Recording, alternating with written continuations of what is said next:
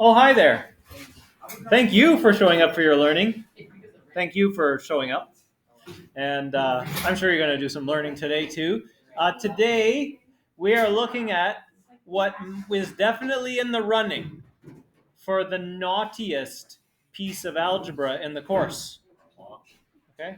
The other one would be the functions that we have, the equations for compound interest and annuities and mortgages and car payments and those types of things later on. For now, cosine law, which you have the handout in front of you, is used when we don't have a right triangle. Amalia, if you have a right triangle, you will use SOHCAHTOA to solve for unknown sides and unknown angles, or perhaps Pythagorean theorem. You won't need cosine law. Cade, if you have a non-right triangle, but you have a pair of known angle and associated side, you'll probably use sine law to solve those types of problems. Sine law is easier. Even if we have some things on the quiz to discuss, it's still easier than cosine law. What's not? Cosine law, you like cosine law? Oh, you don't like cosine law? Oh, no, yeah. Yeah, okay, I like cosine law too. Okay, so recall that we would label these triangles. I don't know why Will showed up over there. It should be over here, Will. Anyway, so here A is across from little a, C is across from little c, and B is across from little b. Okay? So the big letter angles are across from the little letter sides. All right? Now, here are some examples of where we might use sine law. I want you to visualize the following scenario. Now, I know everyone's gym class experience is not always created equal. The reason why I use the idea of a football field or a soccer field, I was just thinking about like the equity of me using that. Not everyone has the same positive experiences about a football field as Willen does, being a member of the team. Anyway, is that it's already clearly labeled as 100 yards, so it's useful to think about like for distances and things like that. It already has a scale on it. It's kind of nice for math purposes. So I just kind of wanted to highlight that. Some people are like, oh, we're talking about a football field again. It's kind of why I do it. Maybe I'll choose a new way. So suppose you and a friend start over here, all right? And you're going to run 100 yards straight along the field, all the way to the other end. And then you turn 150 degrees. What would that mean to turn 150 degrees? Like, where would you be pointing?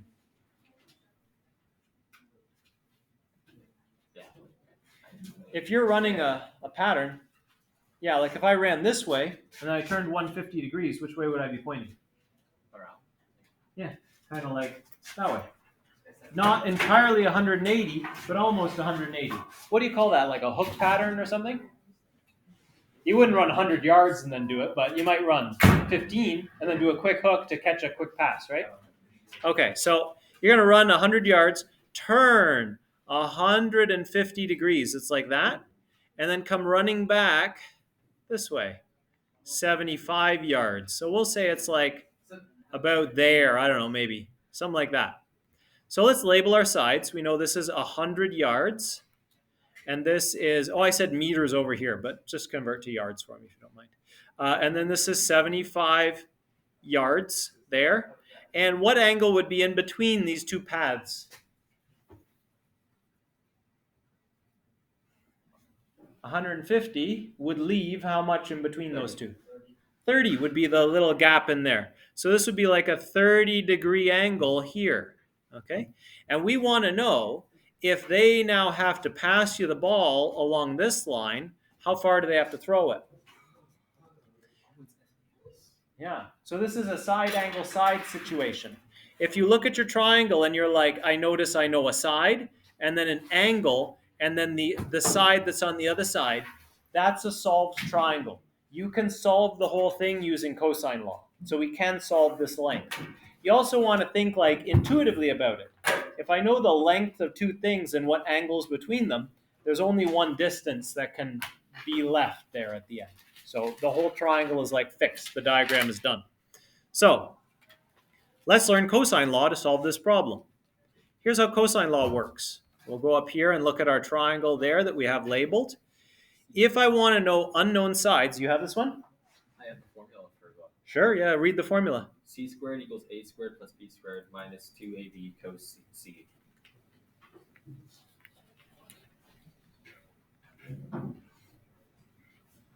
Now, that looks a little bit like a math nightmare if you're the type of person that doesn't like letters in your math. There's only one number in there. My goodness. And that cos thing, well, we want to be getting a little bit comfortable with cosine. Cosine is a thing we do to angles and it outputs some number. Okay? So let's talk through this formula a little bit and find some like mental strategies we can use to remember it. Here, what do you recognize about this part of the formula? C squared equals A squared plus B squared. Yeah? That is just a Pythagorean theorem. That's absolutely true. Pythagorean theorem is a special case of cosine law. And the reason they're the same is if I draw my triangle like this, where C squared is over there, so here's little c, and here's angle C, and it's a right angle, then you would say, well, I would be taking the cosine. I have a handout for you, but I just don't know where it is. Oh, they're there. Oh, yeah. So I would be taking the cosine of this angle C. Take a guess. What do you think cosine of 90 is? 90? Yeah, cosine 90. Yes. No. So over here, if I do cosine of 90, so here's 90, and I take the cosine of it. Oh, it's just 0. Okay. So here's what happens in a right angle triangle is this term over here, which is just a big chain of multiplication where cosine of the angle is one of the elements, you're going to have cosine is 0, so that whole term is 0. So that's why cosine law can reduce to Pythagorean theorem. Now, if I make that angle C bigger, like this, do you think C, this side over here, gets bigger or smaller?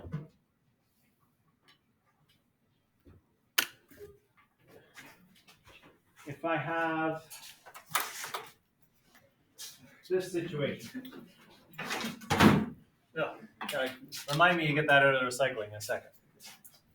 Here's my angle. I open up my angle to 90 degrees, and I have just Pythagorean theorem defined from there to there.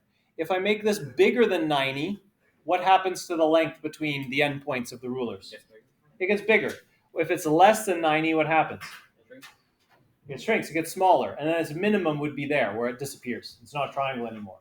And the maximum would be where it kind of becomes a line that side as well. So let's see what happens if I had like cosine of 135, something between 90 and 180. Well, cosine of 135, if I put in 135 here and take the cosine of it, I get negative 0.7. So what that's going to mean is that this one over here already has a minus in it. That's going to become a bigger plus. Because it's going to be minus times a minus. Here the value of cosine is 1. There the value of cosine is 0. You just have Pythagorean theorem. And then as it goes this way, the value of cosine gets bigger and bigger negative, meaning the length of this to this just keeps growing. So that's intuitively how I like to think about cosine law. But you have to get going soon, so let's go into the gritty bitty math bits. So let's go. We definitely are going to want that formula. So let's use that formula to solve for how long this pass is going to be to us as we've run 100 yards that way, then we turned, came back, but at an angle, 30 degrees off of the direction we ran. So first step I would do is not show you all the windows that I have open right now. Could have been embarrassing. But here I'm just going to draw my triangle with a nicer diagram here. 100, 75, and this was a 30-degree angle. And what we want to know is the length of this side, call it little c. This will be angle C, and we have the formula. C squared equals A squared plus B squared minus 2AB. I usually write this as A squared equals B squared plus C squared minus 2BC, cosine of A. But Tyler gave it to me in another way, and his way is just fine, so we're using his way. Minus 2ab cosine of c. Here are the keys to make sure you have the formula set up in the correct way.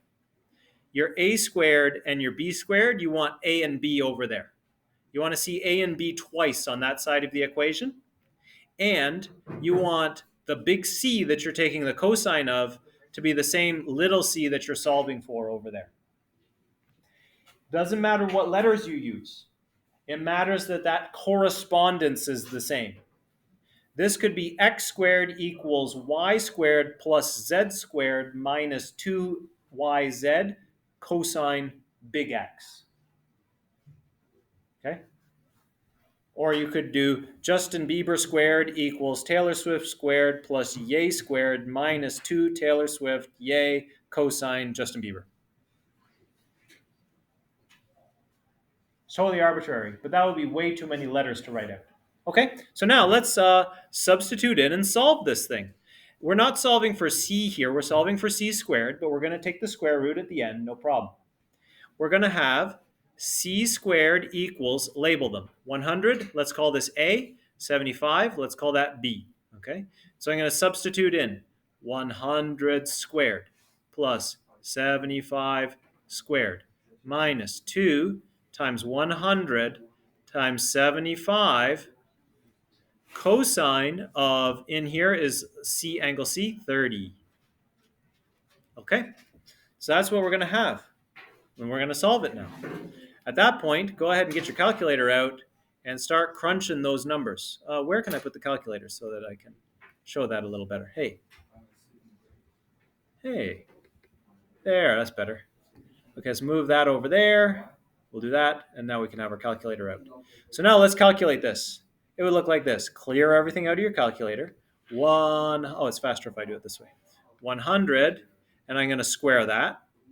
And I'm going to add 75, but I'm going to square it first.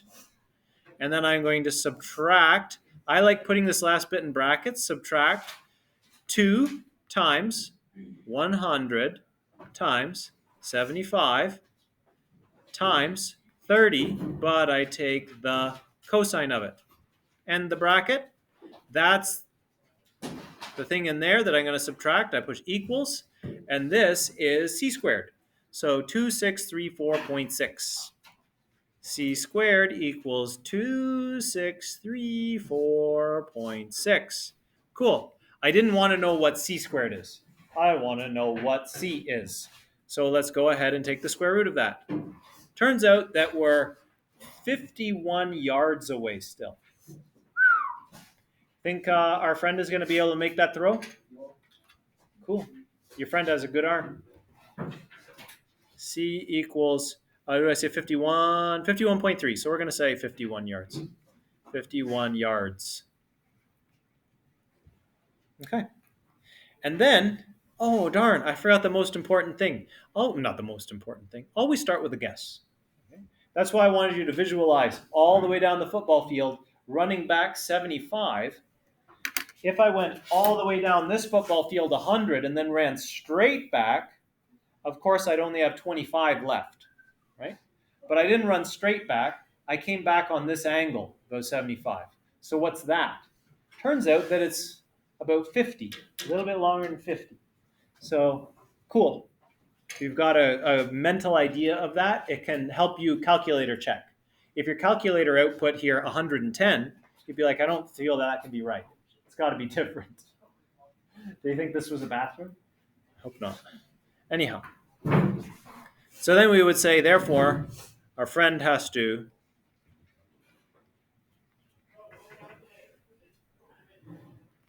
must throw the ball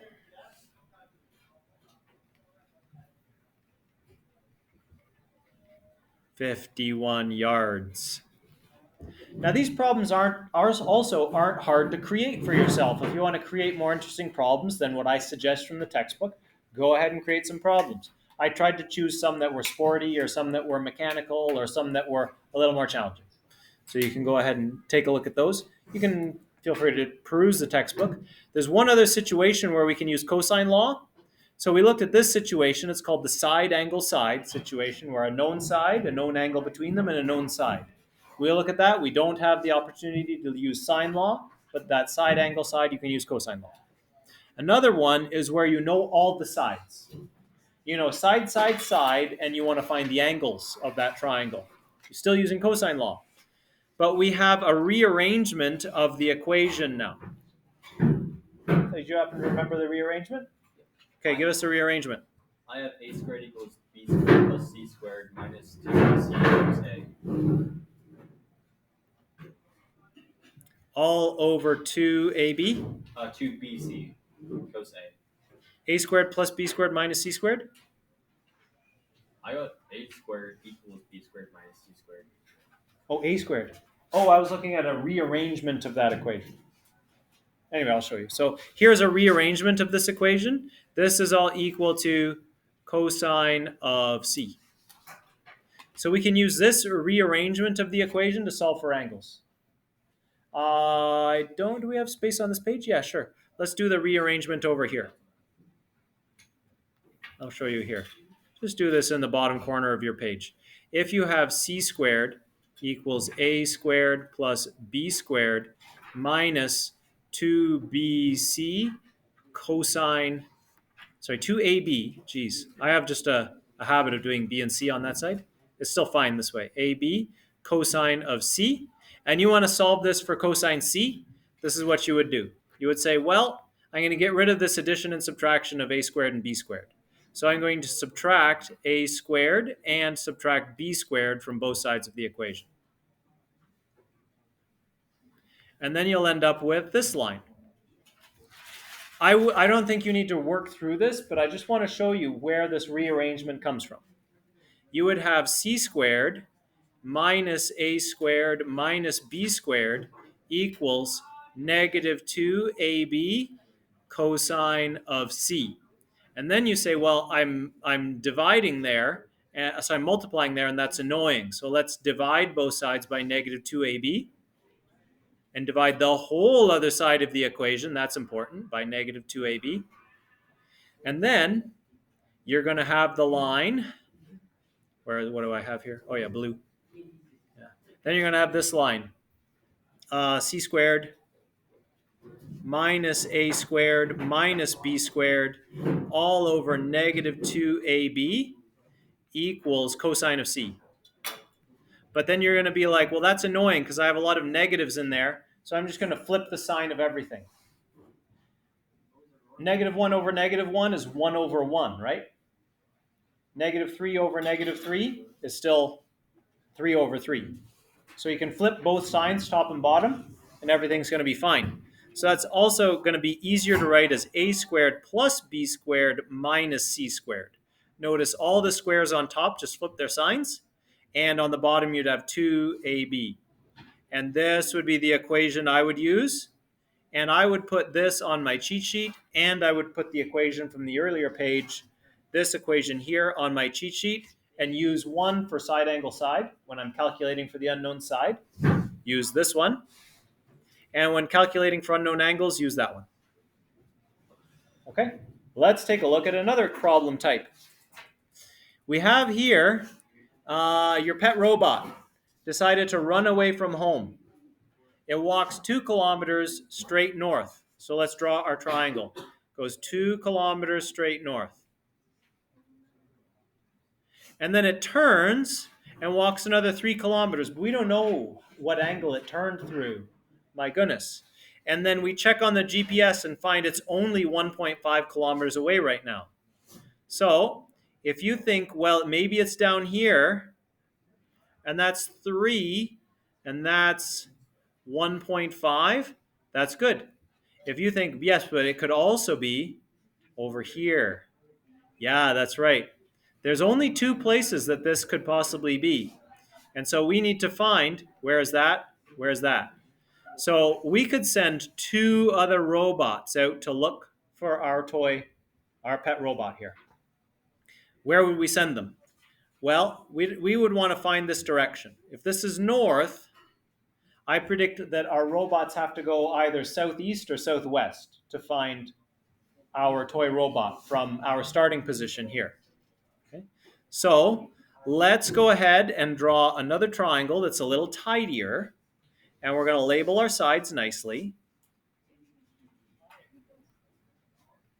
2, 3, and this is over here, comes to a nice point, 1.5.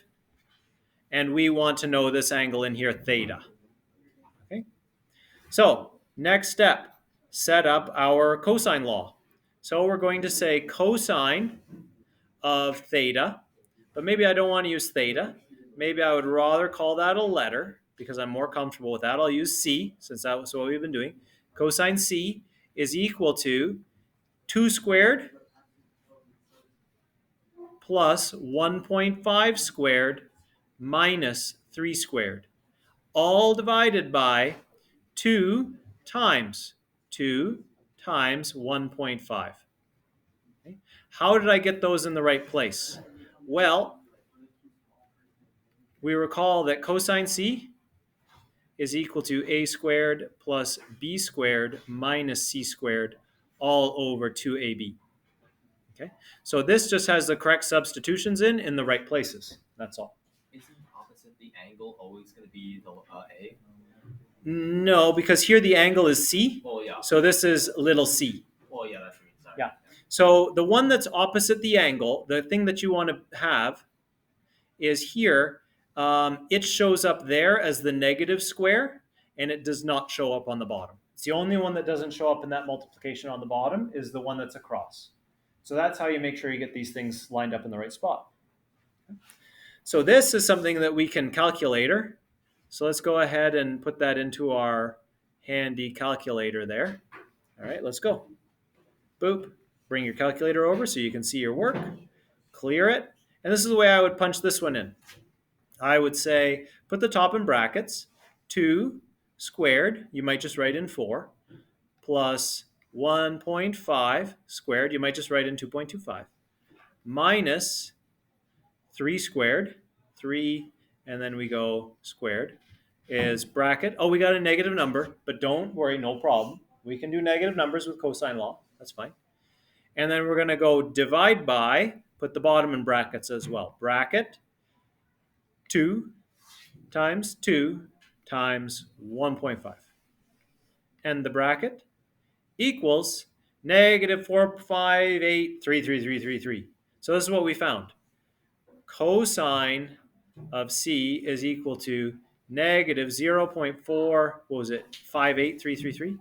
4583 repeating. And the 3 repeats. Okay, that's already a lot of detail. And now we just take the inverse cosine of both sides. So C is equal to cos inverse of negative 0.458 or so. And that will calculate for C.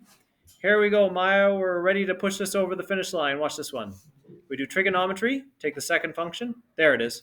It's 117 degrees. So 117 degrees from north, that's the way you would send your robots, but you do have to send them in 2 directions. One southwest and one southeast. And you'll find the robot in one of those 2 places. Bye for now. Have a great weekend, and we'll see you Monday. So then we just found that this is, what was it, 117 degrees. Okay, so now I encourage you to take a look at these problems in your textbook or go to the cosine law problems in Delta Math. The cosine law problems in Delta Math are, here are triangles, solve the triangles. I prefer applications questions, if you haven't noticed. I like something I can visualize, something I can imagine in the world. And yes, I imagine things like a toy going that way 2 kilometers, that way 3 kilometers, and there's 1.5 kilometers. It's either over there or it's over there. And these are things that kind of connect to my world, so I like those types of problems. That's why I like the textbook problems for your practice today. But if you like to do Delta Math and you're practicing, that's great. I'll come around with the quiz from yesterday, take that up if there's any problems, and we'll have a grand old time. Bye for now, everyone. Oh, and Team Learn at Home, hit me up with your questions by email.